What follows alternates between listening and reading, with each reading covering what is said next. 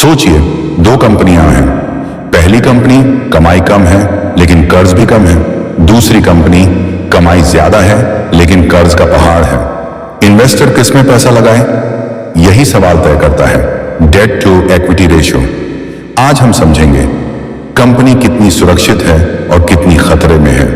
Part 1, date और equity क्या है, सबसे पहले समझो।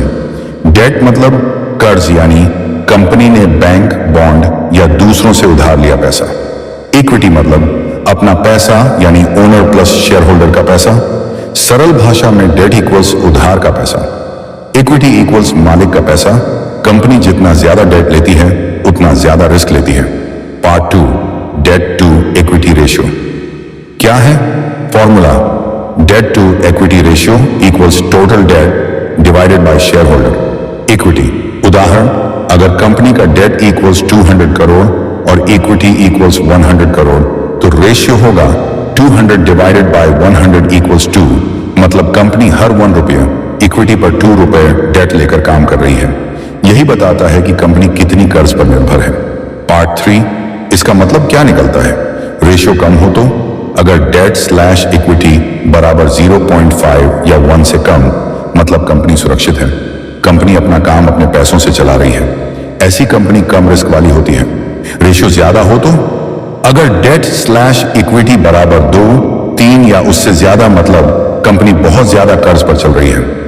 ऐसी कंपनी इंटरेस्ट का बोझ झेल रही होती है। प्रॉफिट का बड़ा हिस्सा इंटरेस्ट में जाता है। मंदी में डूब सकती है। इन्वेस्टर के लिए यह खतरे की घंटी है। पार्ट 4, हर इंडस्ट्री का रेशियो अलग क्यों? हर कंपनी का रेशियो समान नहीं होगा। मैन्युफैक्चरिंग, स्टील, इंफ्रा, इन कंपनियों का डेट ज्यादा होता है। आईटी, एफएमसीजी, फार्मा, इन कंपनियों का डेट कम होता है। इसलिए हमेशा इंडस्ट्री के हिसाब से तुलना करो। पार्ट 5, आइडियल रेशियो क्या है?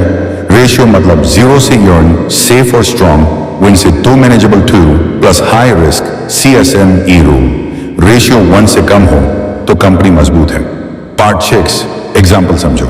कंपनी ए, डेट बराबर 50 करोड़, इक्विटी बराबर 100 करोड़, रेशियो बराबर 0.5, सेफ कंपनी। बी, डेट बराबर 300 करोड़, इक्विटी बराबर 100 करोड़, रेशियो बराबर 3। रिस्की कौन सी कंपनी में निवेश करोगे? स्पष्ट है, कम डेट वाली कंपनी ज्यादा सुरक्षित है। Conclusion, debt to equity ratio investor का सबसे बड़ा हथियार है। यह बताता है कंपनी कर्ज पर खड़ी है या मजबूत नींव पर। याद रखो, लो डेट वाली कंपनी लॉन्ग टर्म विनर होती है। अगर आप सच में फंडामेंटल इन्वेस्टर बनना चाहते हैं तो हर कंपनी का डेट स्लैश इक्विटी रेशियो जरूर देखो। एंड कॉल टू एक्शन, अगर ये वीडियो पसंद आया हो तो लाइक करें, चैनल को सब्सक्राइब करें और अगला टॉपिक जानने के लिए कमेंट करें। CSME trader.